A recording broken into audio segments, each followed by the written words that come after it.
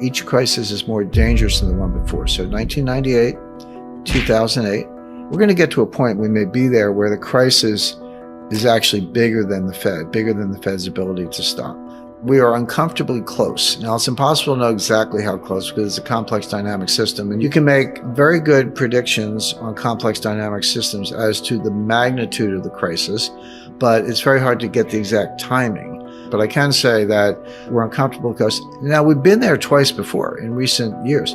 1998, we came within hours of shutting every market in the world. Began with a Russian default, by the way. August 17th, 1998, Russia defaulted on their external debt and the ruble was grossly devalued. That started a global liquidity crisis, went around the world, ended up in my lap at Long-Term Capital Management, where we had $1.4 trillion of derivatives. And everyone goes, oh, long-term capital, you guys lost a lot of money in Russia. We didn't. We lost maybe $100 million in Russia, but we lost closer to $4 billion. It's not a question of, do you have Russian bonds? It's like, no, they sell everything. Spreads widen, not enough collateral, margin calls, people being blown out of their positions. That's what a global financial crisis looks like. We cured that with a $4 billion all-cash injection sponsored by the Federal Reserve and 2 rate cuts, one on an emergency basis by Alan Greenspan. We got through that, but we came within hours of shutting every market in the world. Same thing in 2008. We all know, September 15, 2008, Lehman Brothers. Okay. People don't realize that Morgan Stanley was days away from failing. Goldman Sachs was days away from failing. John Mack said so at the time. He said Lehman was begging for help. He said, "Sorry, I got enough on my plate. We're worried about Morgan Stanley right now." And then the Fed came in, and so think of it as dominoes are falling. So all the dominoes are falling, and they're going to keep falling unless you truncate it, drop a wall in, and that wall was the Fed. But here's my point. Each bailout gets bigger than the one before. Each crisis is more dangerous than the one before. You want assets that are going to be immune from a global liquidity crisis. What are they?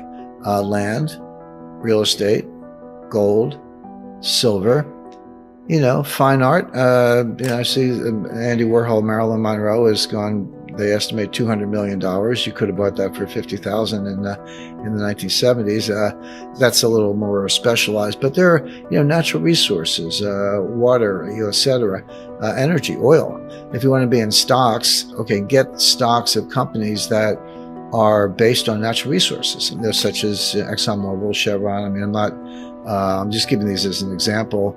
But there are a lot of ways to protect yourself. But, a regular stock portfolio is not a good one. And, banks are going to be in distress. Money market funds are going to be in distress. That's what the liquidity crisis is. I point out that the dollar has been a cryptocurrency since at least 1979. That was the last year the Treasury issued a paper Treasury note, like you had a note. Maybe somebody's grandmother still has an old one in the attic. But they had little... almost like, stamps, like you peel off a coupon and take it down to the bank and get paid. The last time they did that was 1979. So the dollar's been digital and message traffic has been encrypted since around 1980. But I think in terms of the impact on the dollar, this is, be careful what you wish for. And this was exactly what I was saying earlier in terms of second and third order effects. And I warned the Pentagon about this and I warned the Treasury about this because I know how economic sanctions work. I've been very involved in that from the point of view of the intelligence community and also advising the government, but they can be powerful. But if you use them too much and too broadly, they actually lose all their impact because the people you're targeting say, well, okay, no mas, I'm out of the dollar system. You've done it one too many times. And this is an example of that. We've never frozen a central bank before. We have now. We've never kicked an entire country out of SWIFT with the exception of Iran, but that's a much more isolated case. We have now with Russia. And so instead of just sitting there saying, oh, gee, you got me, we can say, okay, let's go to a new payment system. Let's pick up a new currency. The Saudis are saying the same thing. And all of a sudden, if you're one of the top princes of Saudi Arabia, maybe Mohammed bin Salman or any of the top princes, you have a yacht in Monaco, you have a house in Aspen, you have who knows how many houses and palaces and yachts around the world, private jets, and they're like, actually, all that stuff could be seized, because that's what we're doing to the Russian oligarchs. And by the way, it's not limited to oligarchs. We saw this kind of neo-fascism in Canada very recently with Chrystia Freeland, who's the deputy prime minister, freezing the bank accounts and the crypto wallets of the truckers. Canada went so far as to criminalize it. If you supported the truckers under a recent interpretation of Canadian law through Chrystia Freeland, the Deputy Prime Minister, that's a criminal act.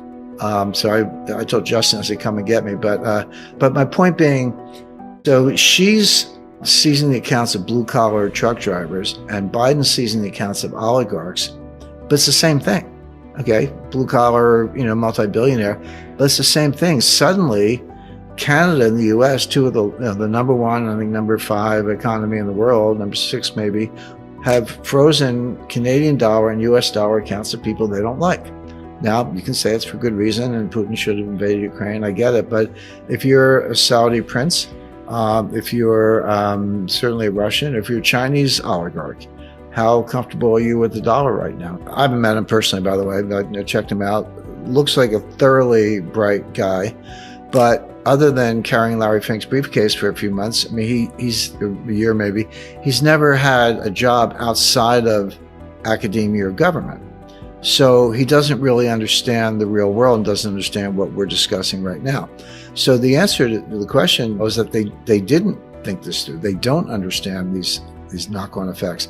They don't understand how the international monetary system actually works. They don't understand the blowback. I mean, I'll give you another example. This one has received some publicity. So we throw all kinds of sanctions on Russia. So Russia said, okay, we're going to stop our exports, Russian exports of strategic metals and chemicals and other elements that everyone else needs for inputs in their manufacturing processes. And they put a ban on exports of nickel. Well, okay, so you need nickel to make batteries, so good luck with your electric vehicles. But, okay, so U.S. throws sanctions on Russia. Russia retaliates by banning nickel exports. The price of nickel goes to the moon. It went up by a factor of 4 or 5. That's really not surprising. London Metal Exchange fell down. They had to close. Yeah. Okay, but who lost? There was a Chinese billionaire who owns one of the largest nickel mining operations in the world, who lost, I think, $5 or $6 billion. So here's Russia and the U.S. fighting an economic war, and the loser pops up in China. That wasn't on his radar screen, and that wasn't on anybody else's radar screen. But it's a good example where the damage shows up when you don't expect it. Russia had about 600 tons of gold, and today they have 2,300 tons. China had about 600 tons of gold, and today they have about 2,000 tons, just slightly less, that we know of. And they may have several thousand tons off the books in the State Administration of Foreign Exchange that we don't know about, because that's completely opaque. So Russia and China did exactly what we warned the Pentagon about in 2009, exactly, which is increase their gold reserves by a factor of 4 or more. But everyone's like, well, the Chinese yuan is going to be the global reserve currency. No, it's not going to be the ruble. But here's why. Well, there are a lot of reasons, but the main reason is when you talk about reserve currency, you have to understand what that means. It's not like the People's Bank of China has a bunch of $100 bills on pallets stacked up in the basement. When people say reserve currency, what they really mean is the currency of the bonds that they invest in. In other words, they're dollar-denominated assets in the form of treasury bonds or notes.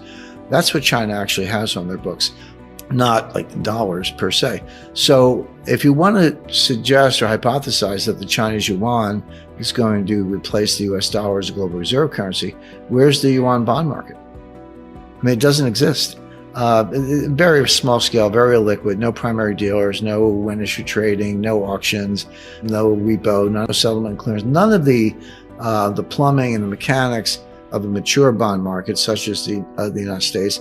And above all, they don't have a rule of law. I mean, at least if somebody reneges on a treasury bond, you can sue somebody, but you can't do that in China. So the absence of the rule of law, number one, the absence of the infrastructure, the plumbing, for want of a better word, are two reasons why the yuan and certainly the ruble will not replace the dollar as a reserve currency. However, what I was hypothesizing then, and I'll come back to this, is you can create a brand new currency that does have all that stuff. And in my example, they used a Swiss bank, UK law, put the gold in a third-party depository. If you wanted some of the new currency, you could deposit your own gold and get some of the currency or trade with them around a surplus. So it was a replacement system, but you would need the gold to instill confidence. But they don't have bond markets, so they're not going to have them soon. So the yuan and the ruble aren't going to replace anything.